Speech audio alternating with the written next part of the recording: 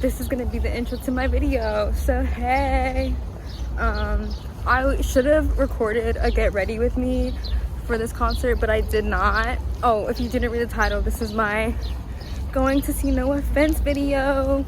Ma, say hi. Say hi. Hi. So yeah, I will insert some clips from my Snapchat of me getting ready though, because I did take some snaps.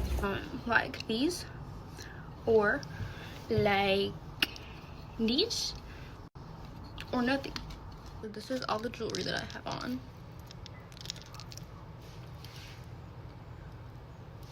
And then I also have these bracelets that I made in church camp that I had to work in because I wasn't going to school. It was during Pride Month, so I was like, I just need to record this because this freaking elevator smells like fish. Someone did not shower. That's all I'm gonna say. Gay panic, gay panic, gay panic, gay panic. At the ATM. Get that money, get that check, get that bag, get that home. Fast checks, fast woman, fast. I don't know words. Love you, Cardi. It's Cardi, right? I feel like an NPC glitching. Is it just me? Am I just not socialized? Am I just not a New York girly? Am I just too Southern belle? Crazier than hell for this? There's nothing you can do when you're in New York. I look like a freaking tourist, bro.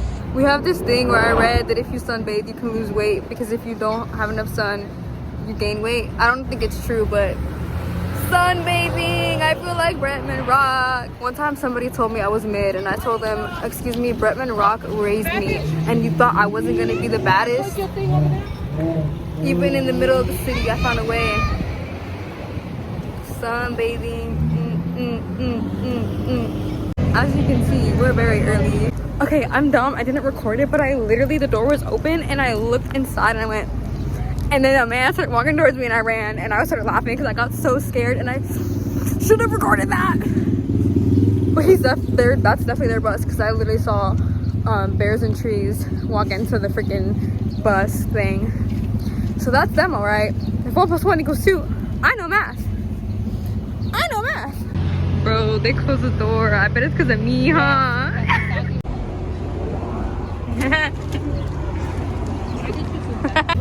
These are my new friends!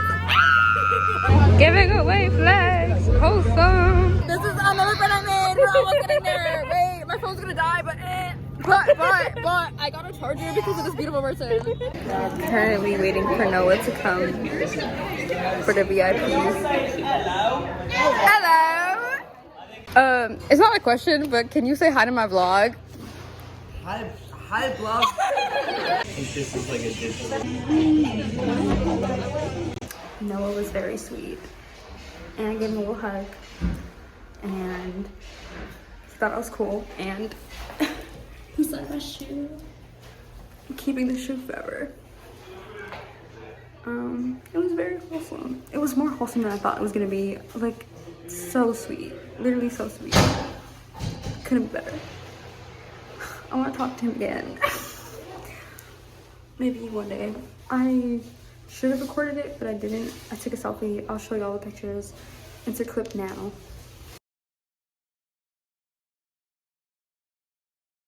Hi!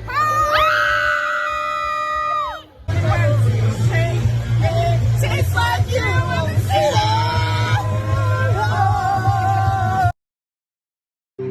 We're a band called Action Adventure from Chicago.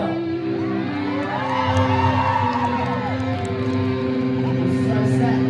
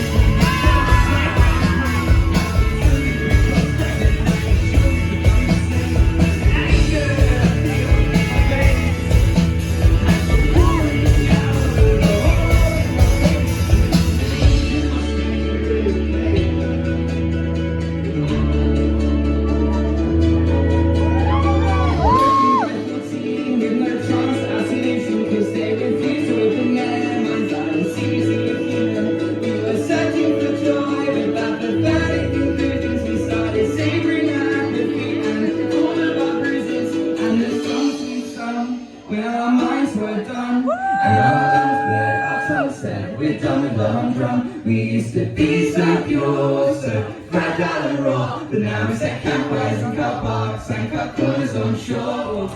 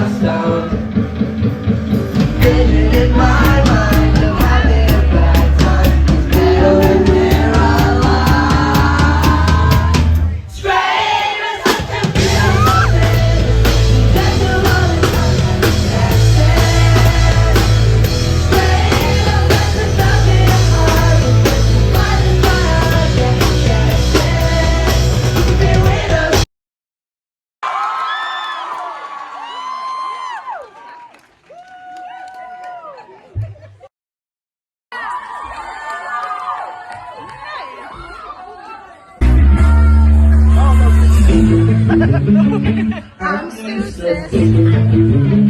I am showering and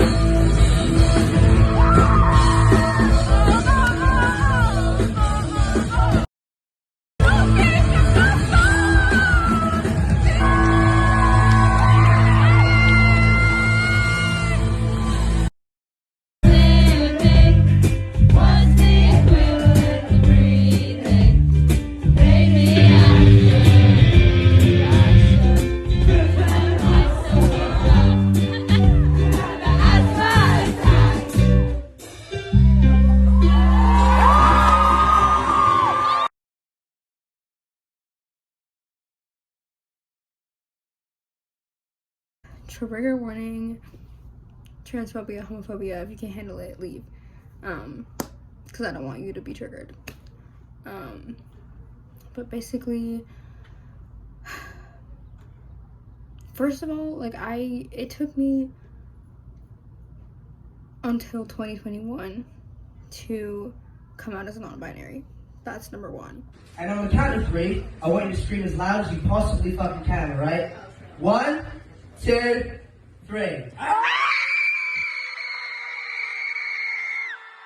Because for years people were like invalidating me, even within the community, just being like, no, like you're not non-binary, like you're whatever, all these like toxic like rules to being trans, and they're like, you're not because of this and that, and I'm like, I am non-binary. I always have been. But so that being said, it took me until then, like very recent. And fast forward a year from that, I moved to Texas. I don't know why I did that.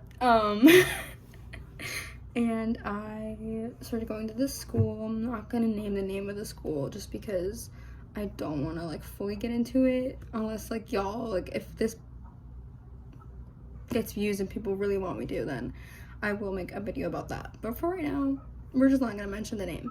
And it was a Christian school, it's a Christian college. Obviously I knew that, like, because I do believe in God, but like I don't subscribe to like that whole hateful nonsense. Obviously I knew that they like were in favor of like the LGBT community, but I didn't think it would go as far as it did. Like I knew that they weren't going to be okay with it, but like under the like school, because they have like a handbook obviously, and like under the handbook it says like you cannot express LGBT. But like I thought, like maybe I'm dumb, guys, maybe I'm dumb, but in my brain I make being gay my whole personality. Like I literally have this rainbow, I have a flag up there, like everything I own is rainbow. So I was like, oh, so I just can't walk around and wearing rainbows, and I can't like have like pride stuff on me, that's fine. Like that's what I thought, you know, that's how I interpreted that. Long story short, I had like transphobic roommates at the school, and they outed me. And then also like someone, because like this is very cult vibes, like someone who no longer even went to the school, I guess was just stalking current students and found my like Instagram and like was like sent it to the school because I had they them in my profile. So I get called in, and that's where it like kind of all started, and I started having like regular meetings about all of this. And basically it was like, if you're LGBT, like you cannot attend the school. And so I didn't expect that to say the least. I did not expect that. I didn't think it would be that far, and at the time I didn't have like the money or resources or anything to go back home. So I was like, dude, like if I get kicked out, like I'm on the street, like I can't do that. So I had regular meetings that eventually like they turned into conversion therapy, like straight up, because you know I'm not gonna get too into it, but that's what it turned into. I could sue respectfully. Anyway, we're not gonna get too deep into it. And during that time I didn't really have, I was just there, you know, I didn't have a car, I didn't have anything, I was just always there.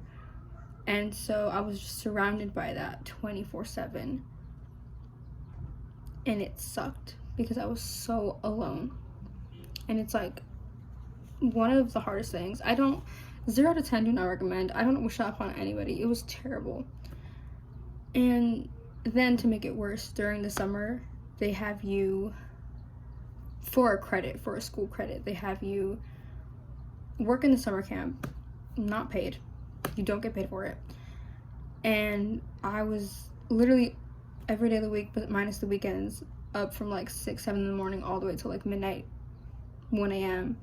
doing that for months. So it's like going through conversion therapy, dealing with transphobia, dealing with homophobia, being alone in it, not having any LGBT friends that I could really like go to at the time, like just not having anyone to talk to about it because of the people that I'm surrounded by are against that. And if I do say something to them, they're gonna tell school and then I'm gonna get booted out to the streets.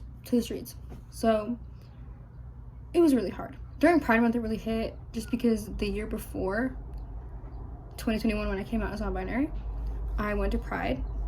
It was my first like New York City like for real Pride, and it was my first year being fully out, like fully like I'm trans and I'm queer and like nothing, there's no part of me in the closet anymore.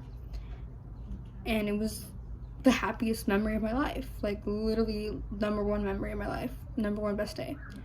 And so to then a year later be in that situation was really hard, because all I wanted was to be back where I was a year ago. I couldn't do that. I had no one. I couldn't do anything, and I would literally cry myself to sleep every single day, like every night of June, in tears.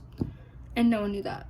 And the only thing that got me through it was no offensive YouTube videos, and that might seem stupid, but it was like, that was the only thing I had. Like, again, I didn't have anyone.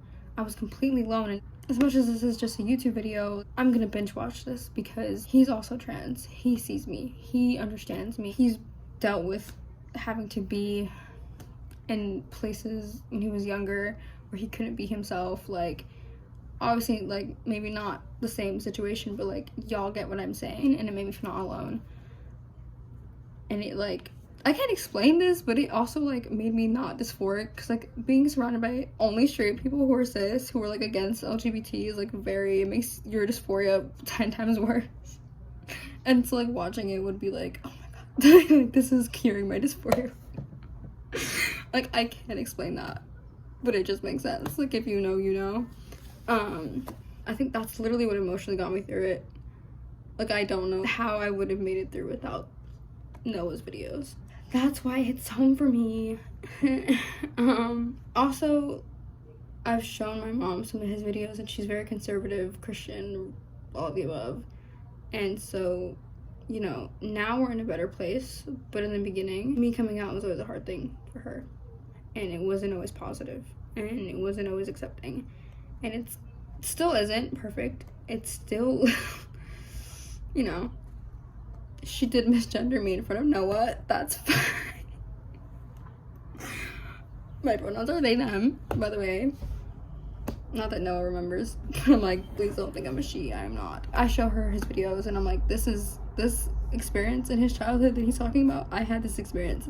This video, this is how I feel. Let him explain it to you. And it's actually helped her understand me better in that sense, thankfully, because that could have gone either way. I took a big risk being like, hey, look at this trans man on YouTube. And then she literally went to the concert with me, so period. And I meant to like talk to Noah about this when I met him, but I was so nervous that I was just like, and then he like started doing it back to me, and I was like, yeah, exactly, you get it.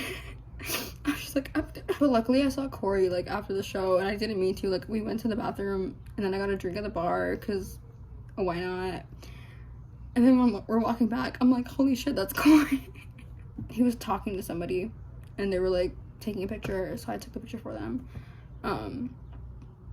And then I was like, hey, by the way, can you tell Noah this, even though he's not gonna remember who I am? And he was like, and I feel like it's kind of funny. It's not funny, but it's kind of funny, because when I was telling Corry this, he was like, are you okay? He's like, thank God you got through it, like, such a sweetheart. And I'm like casually just saying it. I was like, yeah, I just, you know, went through conversion therapy, and like, you still know, but he like got me through it. It should not have been that casual for me to say that. Like, he must have been like, is this person okay? Like, why is this so like nonchalant for you? The way I have no voice, fuck. I also posted it on my story hoping that Noah would see it, but then Instagram didn't actually tag him. Like it says at no offense, but it didn't actually tag him, so I had to repost it.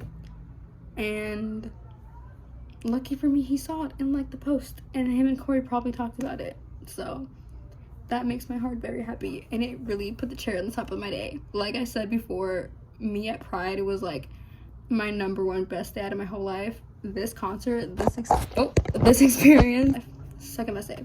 First one above that, Pride. And I feel like, no offense, respectfully, you would understand that. You would be like, that makes sense. So yeah, anyway, insert pictures and screenshots of my story. Also, Corry is so nice in real life, and so is Noah. 10 out of 10. They're sweethearts. Love them. Better days, cause I don't feel like myself. Wishing the chemicals in my brain would take me back.